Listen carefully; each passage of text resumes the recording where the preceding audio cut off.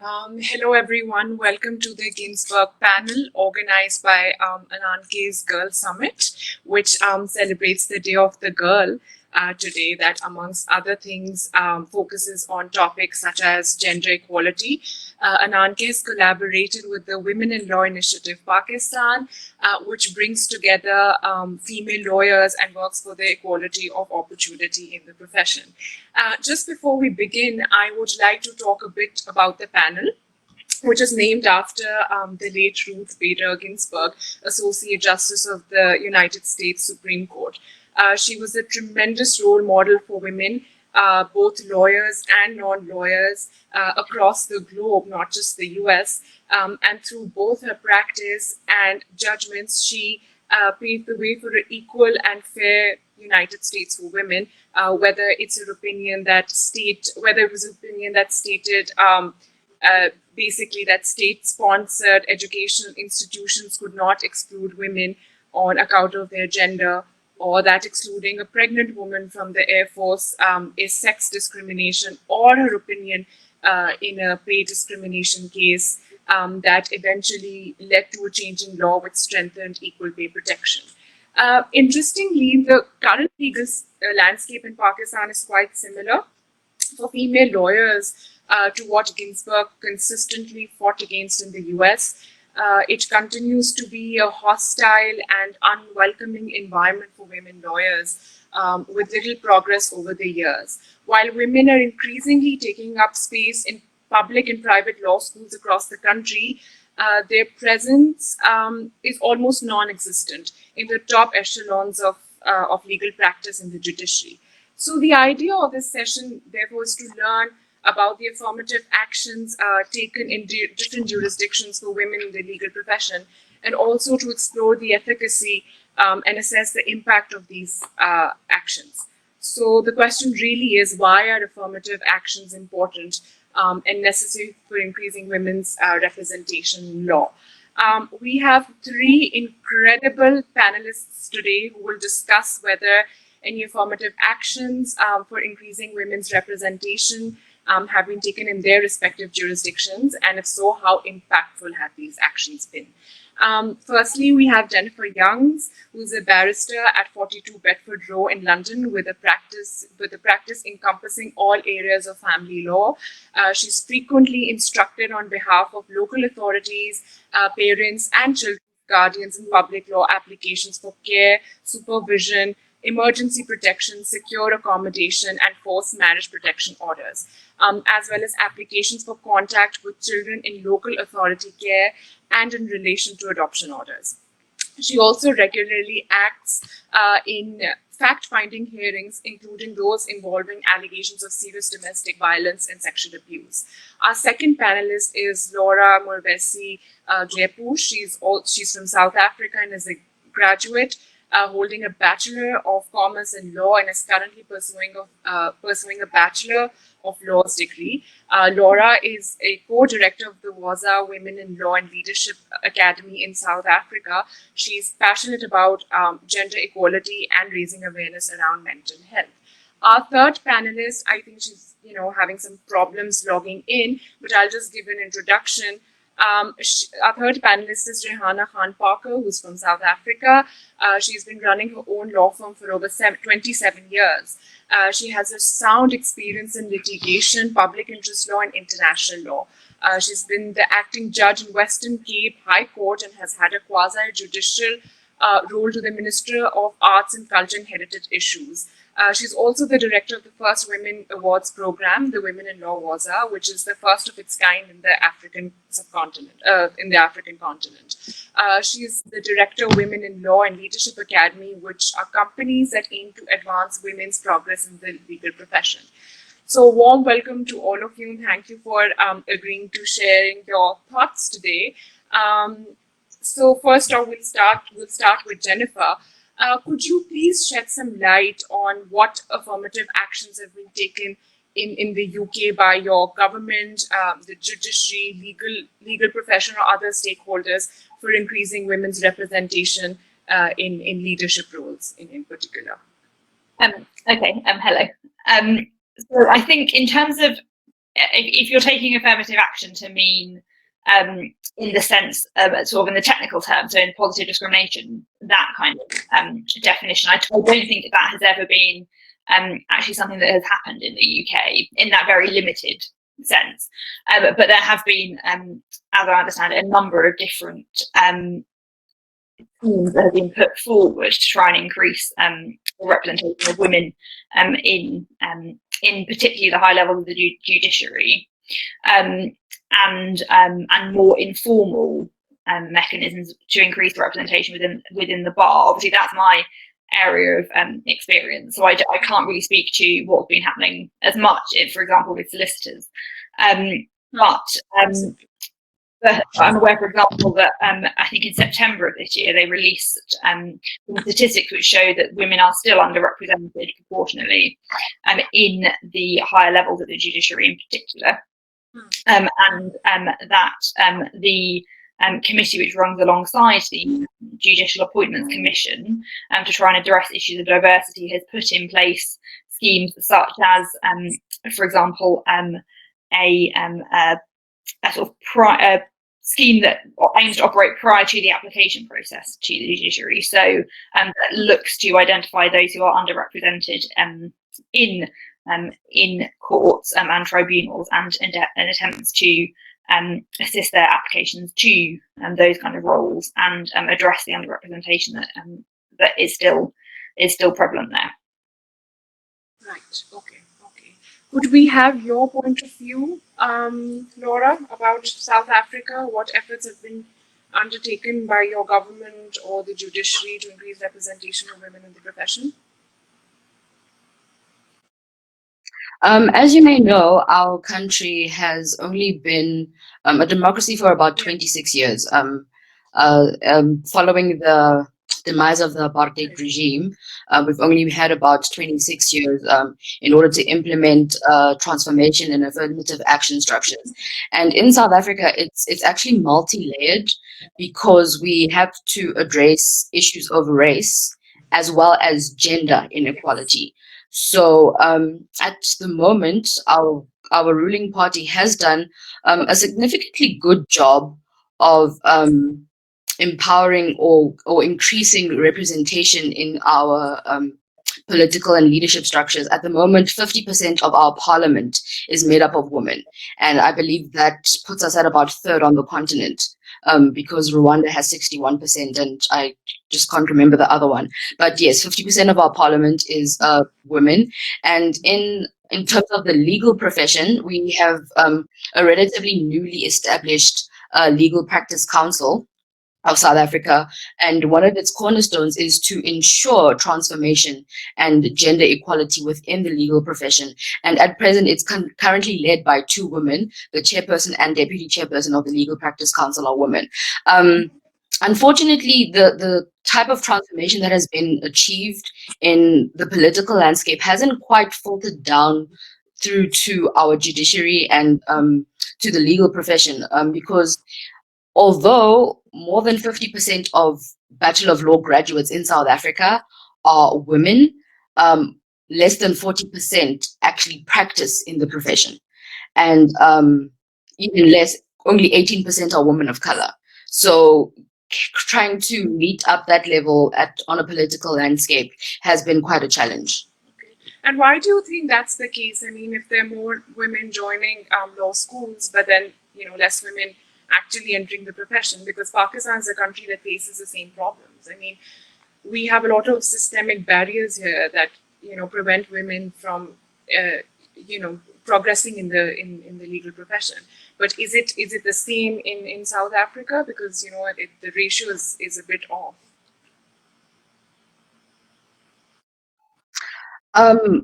As a young student of law myself, and my mom also being an attorney, she's also had her firm for more or less the same time as Rihanna. My mom and Rihanna are actually very good friends. I think that it's just the environment under which women have to learn. For when young women are doing their articles of clerkship, their candidate legal practitioner training, a lot of them experience things like harassment. They're not given challenging tasks. They're basically treated like assistants or PAs, and nobody really gets the full experience of what it is, or the experience of being an attorney. And as a result, women don't continue to practice. They either leave for corporate or state jobs where they can still engage in law and the legal profession, but just not as practicing attorneys. Okay. And Jennifer, what would you say are the barriers for women lawyers and judges progress in the legal profession in the UK? So I come at this from a slightly strange perspective, in that because I practice predominantly family law, there are actually more women in family law, I think, or at least proportionally, or at least equal. So it's a slightly not particularly representative sample. I think that in itself probably gives you quite a good idea about what some of the issues that have certainly historically faced women in the legal profession, and that there are certainly more female judges in family law, and more female silks, for example, in family law. So I imagine that was because that was seen as an area that was more suited to women, like some people may have said. So I think that in itself is probably quite telling. I know that one of the particular issues that is an issue at the bar is because women are self-employed, you don't get the same level of maternity leave, for example, that you might do in private practice. And I think the bar has quite a significant retention problem later on in people's careers. It's something that I know people are certainly trying to tackle, is that at a certain point the representation of women drops off, so the number of QCs who are women is less. So I think much of it, I think probably that's definitely a factor later on. It's their work-life balance is not great. That's not to say that that's an issue that should purely affect women, because that certainly shouldn't be the case, but there are obviously, again, assumptions that are probably underlying all of that. So I think, so particularly at the bar, that's what I would say. And also perhaps there's some other areas that are less already female dominated, are probably a much more difficult environment in which to work. And certainly the issues of harassment and discrimination are still prevalent. And there's been schemes and research done around that recently, I think, around the issues faced by the junior bar in particular. And because, again, as a pupil, you are in a very vulnerable position, and sometimes it's very difficult to speak up when you're in that context. Absolutely. And of course, the story is a bit different when you look at commercial law practitioners or tax law practitioners, where I'm assuming that, that's still more so male dominant, because, that's true for Pakistan also. I mean, family law, you can name a couple of good female lawyers who practice family, and then family law is considered to be, something that women lawyers should practice or should probably go into, which obviously, as you mentioned, is also a problem. But do you think, and this is my question to both of you, do you think that if affirmative actions are taken, and which have been taken in your respective countries, do they actually result in something? Do women get more work? Do women get equal pay? So Jennifer spoke about maternity leave and benefits, and that's still a problem, even if affirmative actions are taken to secure, sort of fair representation of women in the profession. So does it actually work at the end of the day? Are they still, treated equally as their male counterparts?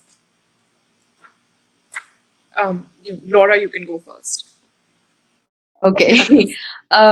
I should have clarified. What we have in our landscape, we have different sub-organizations within the legal profession, and each sub-organization usually has either a gender desk or a gender committee, whereby they discuss how to or implement affirmative action structures that are particularly targeted at improving gender equality.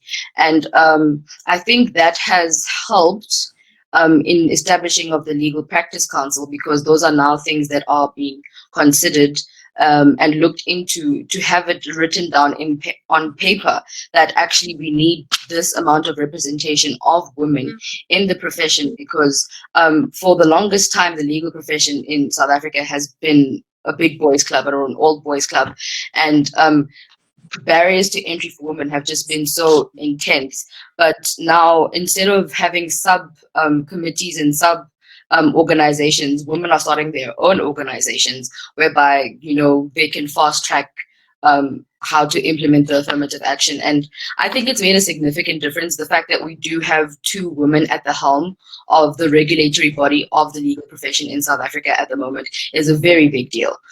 So it's not as happening as quickly as we'd like it to, but it's definitely happening. Right. And more women are in leadership positions as well, because you mentioned there are 2 women. So you see more women, you know, getting to high positions in leadership positions. Yes. Absolutely. And Jennifer, what's your take on this? Yeah, just to pick up on that point, I think what I think does make a big difference is actually being able to see women in positions of leadership and at the high levels of the judiciary and at the more senior levels of the bar. I know I found that quite helpful to actually see what you could actually get to at some point, and that's not, and if you can't sometimes visualize that, then I think that's really difficult actually to then want to do it. Yeah. And I think that in itself is helpful. And I think also putting structures in place for mentoring and professional networks and things of that nature, I think also are definitely do help. Again, because I think the more formal schemes, I think, in the UK are based more around entry to the judiciary. And obviously, being where I am in my practice, I haven't come across those because that's something that you'd be looking at much later on. But what I have seen of the networks that have been put in place, so for example, quite recently, someone's started a Women in Family Law network, which was then launched with Baroness Hale at the launch. I think just events like that are quite, I think, powerful into saying, you know, this is the female president of the Supreme Court who practiced in family law, which again is traditionally an area that's practiced by women. This is a much more realistic aspirational picture than it might be if you're looking at it in the abstract, if that makes sense. Okay, I see. You spoke of networking. How are the networking opportunities in South Africa, Laura? I mean, do women get an equal shot as men? And I can give you the Pakistani perspective. I would have to say not really. Networking hasn't been a thing for women practitioners as much as it has been for men, because networking traditionally takes place on places like golf courses and things that are usually male dominated. But with the creation of the Women in Law Awards that was started by Rahana and Asha last year, and other platforms created by other women lawyers, it's definitely starting to improve and increase. And women are learning that we have, especially in the profession, are learning that we have the similar struggles and the similar challenges, and now there's a collective effort to try and break down those barriers. Absolutely. Okay, that's excellent. I mean, you spoke of Women in Law Awards. This is something that Pakistan is also heading toward. In fact, the Women in Law Initiative has entered into this agreement in collaboration with the Ministry of Law, where we will be we have introduced a Women in Law Awards program, and awarding women who have given many years to this profession and have done extremely well, and even those who are just starting off but have already made a mark in the profession. Yes. So I think initiatives like these are very important, just to encourage women and get them going, and to make them feel a part of the profession. Otherwise, it's tough, it's grueling. You always need that motivating factor and recognition for your hard work. We do have a couple of questions. So the first question is, how can women lawyers break barriers in relation to the kinds of fields they practice in, to make their presence in practice in areas which have traditionally been regarded as more male-centric? So either one of you can go first. Jennifer, do you want to? I think the first thing to say is that not to do that as a reason that you can't go into it. I mean, I don't personally practice anything that's traditionally commercial or anything like that, but I've got friends who do. And I think a lot of it is actually just believing that you have a right to have a seat at the table and that your opinion is as valid as anybody else's in that scenario. Not to undermine that is a difficult position to be in if you are the only woman in the room, and if there are assumptions being made about your being there. But I think it is, again, probably looking at actually what you can do to demonstrate that you have a genuine interest in those areas, and an aptitude for it, and trying to see other people who've done it before, if there are. But I think the main thing to say is certainly that's not in itself a reason not to, which is perhaps unhelpful. But yeah, I think the main thing.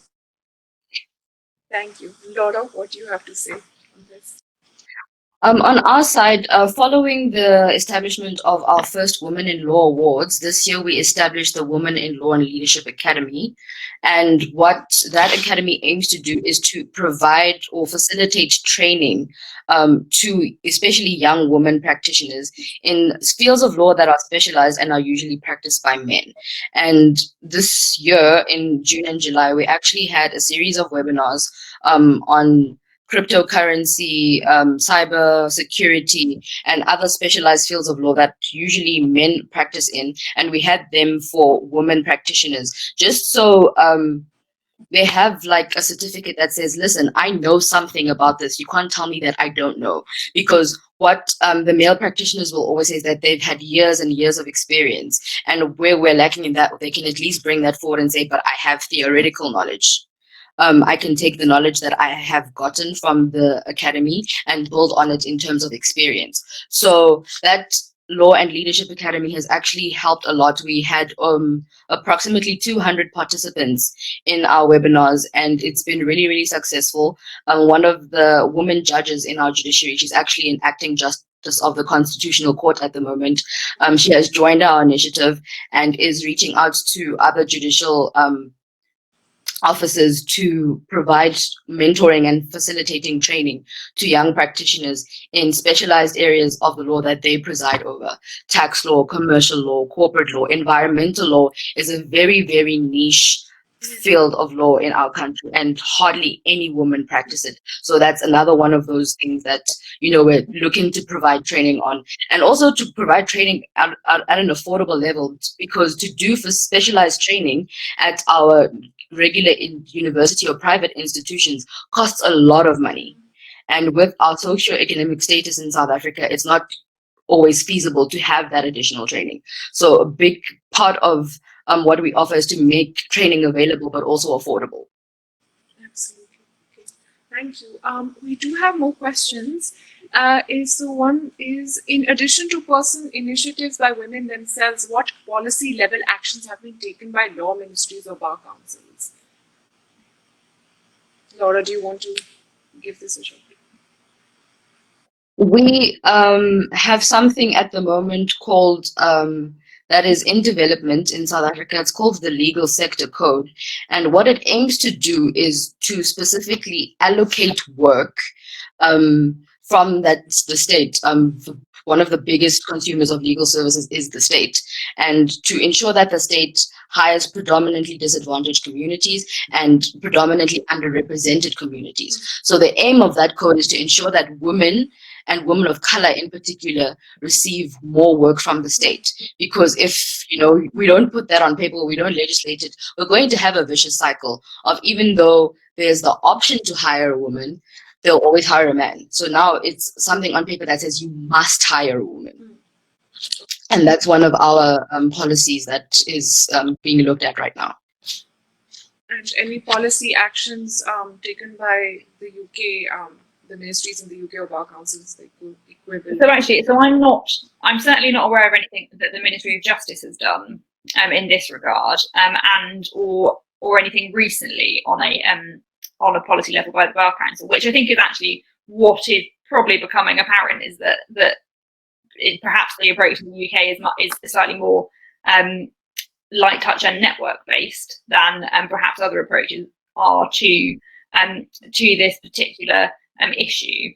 So I know, for example, the leader of the Bar Council at the moment is a woman practicing in crime, and again, I think actually statistically there probably are more women in crime as well than there are, say, in tax or commercial law or anything like that.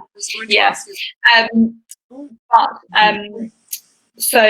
But again, in terms of I've seen neither has asked a question about there being women in law awards in the UK as well. So, and again, I would agree that having schemes such as that can only help to enhance the visibility of women. How far they reach outside the legal sphere is probably a good question. But that can only help. I think I probably lost my train of thought halfway through that because I answered Nida's question, but I hope that made sense.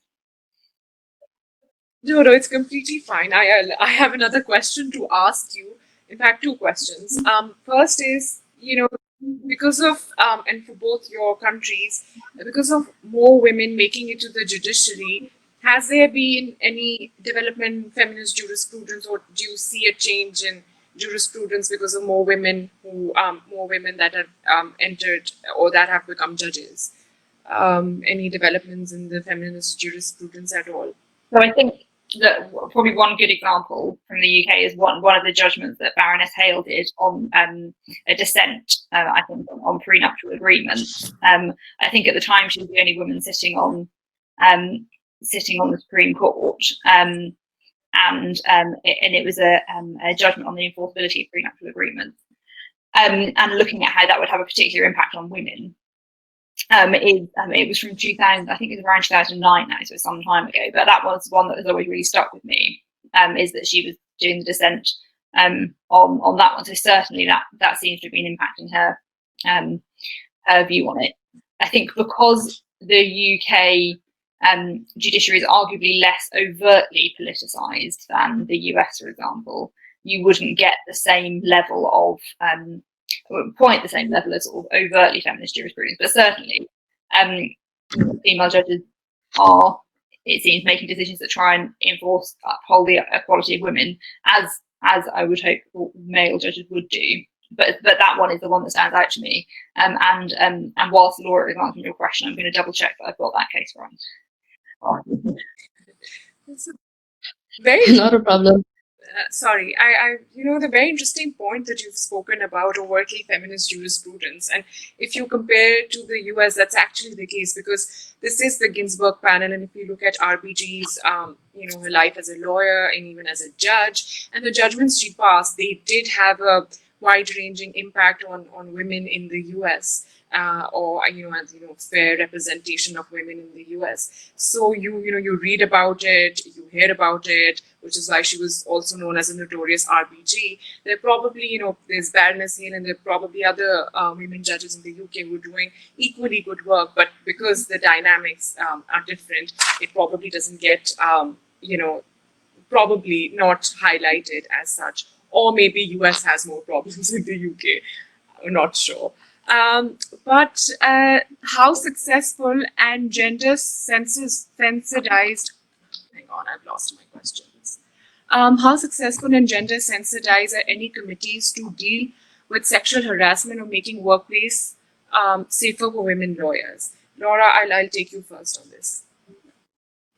In terms of gender sensitization, well, I work in an environment whereby, like I said, my mom is the director of the firm, and she has made it a point to have the staff to be predominantly female. We have an 80% women staff contingent working, and because of that, we have to be more aware of what women face in their everyday lives in terms of conducting a business. So things like maternity leave, family responsibility leave, things like that are a very big part of how our practices run. And in terms of sexual harassment, we have, we're actually currently going through an intense gender-based violence crisis in South Africa. And I haven't seen it much, to be honest, in the legal profession, but there are waves being made by the Legal Practice Council to address sexual harassment issues, especially experienced by candidate women practitioners. Because, like I said earlier, it's one of the major reasons that young women don't go into practice in the legal profession. So that is something that they're looking into. It hasn't taken flight as yet, but it's definitely in development. And I do think, especially with everything that's happening in our country right now, in that landscape, there's going to be a lot of change. Right. And do you see any future for the GBV crisis that's currently happening in your country? That's a tricky one because we haven't had a lot of cooperation from our police. Okay. And it's even worse when, as a woman lawyer, you are trying to defend a victim of gender-based violence. And it's usually in an environment where it's a husband and wife or in a relationship and things like that. And, you'll go and file a police report. And, the police will tell you, just go home and work it out. You don't need to open a case. And, oftentimes women are gaslit and discouraged from reporting cases of gender-based violence and sexual assault. And it's really disappointing to not have that support from the police. But that's as a direct result of us not having enough police to service the population. So that it's a very multi-layered issue that we're experiencing, and it needs to be addressed on many different levels. Yes, of course, absolutely. We have another question, which is, do you think a code or set of demands that women can develop amongst themselves can serve as a framework for how they want to reimagine the legal profession? And what do you think will be required to push for its adoption by regulators of the profession or ministries? Jennifer, do you want to go first? So I think, again, and speaking from places that's quite specific because of how the bar works, in that because barristers are self-employed and they're within chambers, the idea of a sort of broad framework that would be implemented more widely, certainly a legal framework, is one that's probably a bit foreign to the bar as it is. But I think there is certainly more of a push for frameworks to be adopted more widely. So, for example, one of them has been well-being at the moment, and that I think does have a particular implication for women who may have more caring responsibilities outside of work, and they need to be able to sort of delineate out their non-work time in a way that perhaps men might not need to. So I certainly think that could be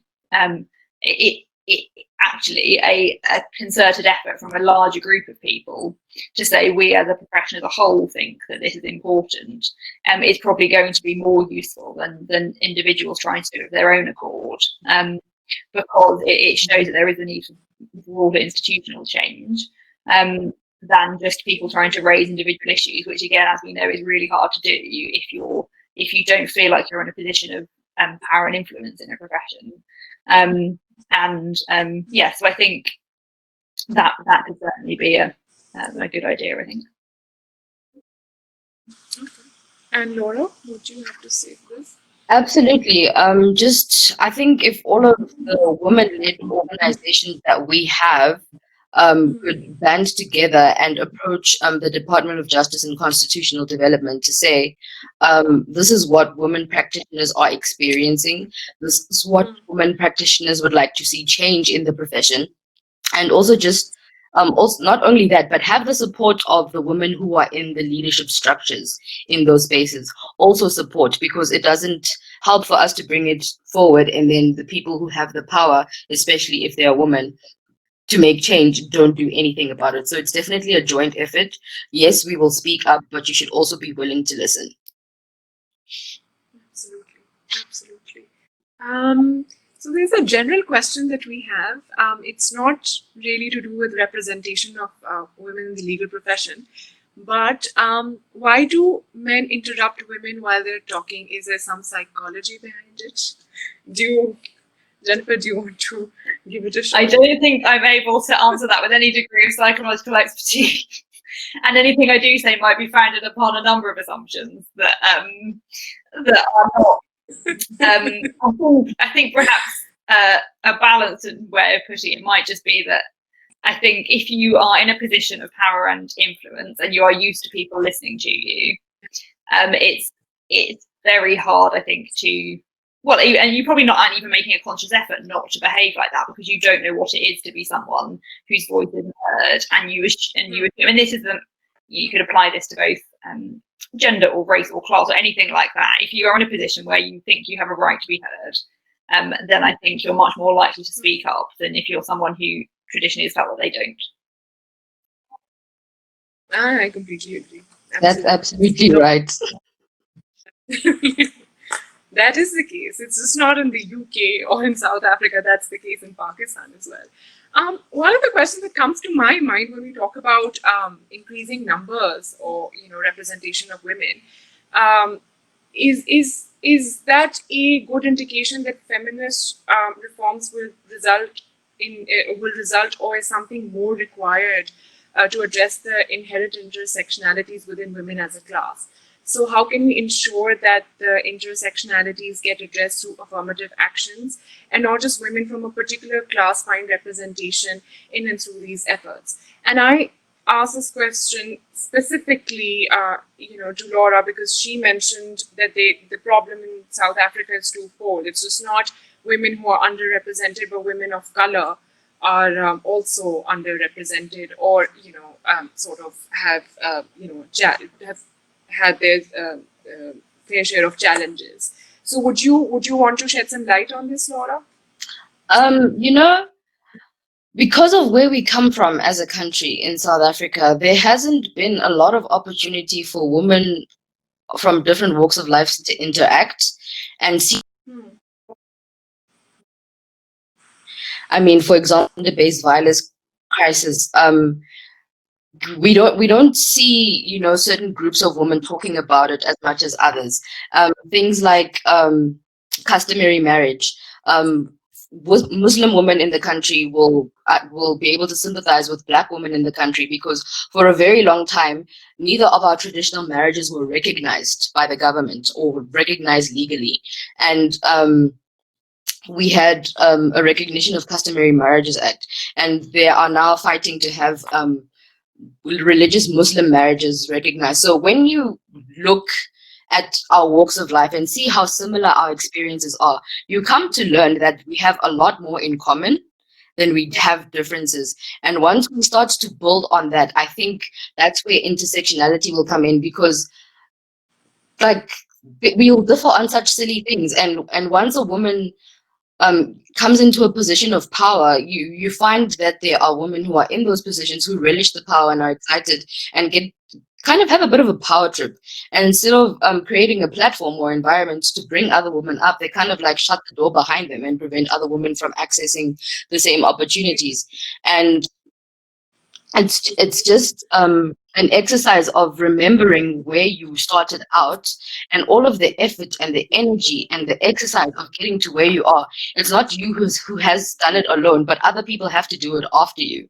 So don't think it's just you that needs to have this opportunity, but many others need to have the opportunity. And once we create those spaces for each other, we can grow in strength, we can grow in numbers, and we can really create a landscape that will represent women across the board in South Africa and not just one group over another.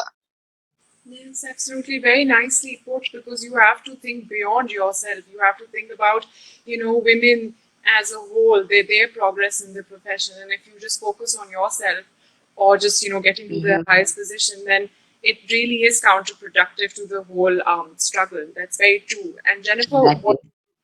what do you have to say about this? Agree that I think it's really important for people who have made it to positions of influence that they do use that in a way that is consistent with other people coming up behind them, and I think that sometimes hasn't always been the case. I think to a certain extent that may well flow from the fact that you have to claw your way up, and you have to make you have to present yourself in a certain way to get that far. I think it is really important to have a diverse judiciary in particular, which reflects all people of all backgrounds in the country in which you are making decisions, and so that the people who come before you are not there is an element of commonality there. I think that's often been the issue with particularly the senior judiciary, that actually their life experiences don't accord with the experiences of people who are the people whose decisions they are making. The people whose lives they are making decisions about. And I think that's really important. And actually, which is probably why a lot of this action needs to go back beyond just women who are studying law degrees and who are at university, but actually to put some measures in place and schemes in place before you get to that point, because a lot of people might be being shut out before you get to that stage. Mm-hmm. Absolutely. I have a lot of questions, but we're really constrained for time. I'll just ask you one last question, or perhaps two questions.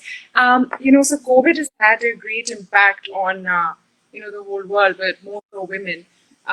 So what affirmative actions have been taken by your respective countries to support female lawyers, given, of course, that, the impact on women has been greater? And more, disproportionate. Well, in South Africa, the Legal Practice Council established something called the Benevolent Scheme, and that was created to give monetary support to women practitioners who were not able to practice or work for a period of time because we had different stages of lockdown. The legal profession was able to return to work, I think, in stage 4 of lockdown, so we weren't locked down for as long as the rest of the country. But even in that short time, I mean, people couldn't earn fees, their billable hours basically disappeared. And it's not a massive amount that has been given, but it is something just to help practitioners, not only women practitioners, but practitioners in general who struggled from the lockdown and the effect of COVID. And I think that's one of the greatest efforts made by the profession specifically. And then interventions by the state and other private entities were also to provide grants or loans to help see people through the difficult time financially, because I mean our economy has suffered immensely as a result of COVID and all the measures that we had to take in order to protect ourselves. So yes, most of the support has been monetary support. I'm very impressed by your legal practice council. I mean, I think there's lots to learn from it, especially the Pakistani bar councils, because I'll just share something that women in law had to go through recently. There was this journalist defense committee formed by the Pakistan Bar Council with not a single woman on the defense committee. So women in law stepped up, condemned this act, or whatever you want to call it, issued statements, and then got women on board. And then the vice chairman of the Pakistan Bar Council had to include those women in the committee. So, we're far behind, but initiatives like Women in Law and, women's struggle for a common cause is getting us somewhere. It's still a long battle, but yes, but I'm very much impressed by your legal practice council. Maybe we can have an entire session where you can tell me more about it. And do you want to say anything about this? To be quite brief, I don't think that there's, apart from what's been done by professional regulatory bodies and professional organisations, there hasn't been anything in place specifically for the legal profession, and I'm not aware of anything specifically for women in the legal profession. It has again been a very difficult time because the court shut, and the work just wasn't there. And I think, in brief, I think the legal profession has not felt particularly well supported at the present time, beyond the general schemes which are in place about loans and things like that. That's true for Pakistan also. I mean, we definitely did not have anything to support the legal profession or other professions for that matter. Things were bad and still are. But we are above time now. So thank you so much. Thank you to our speakers for such a brilliant and insightful session. This has been an immensely learning experience for me, and I think I can say the same for those attending the session. Thank you for taking time out. We look forward to speaking to you again sometime in the near future and learning more from your respective jurisdictions and probably, in sort of learning and incorporating the same in Pakistan, hopefully. So thank you so much, Laura. Thank you so much, Yes, Jennifer. thank you. It was Thank you for very having us. It was lovely to speak to both of you. Thank you so much. Thank you. Thank you. Bye-bye.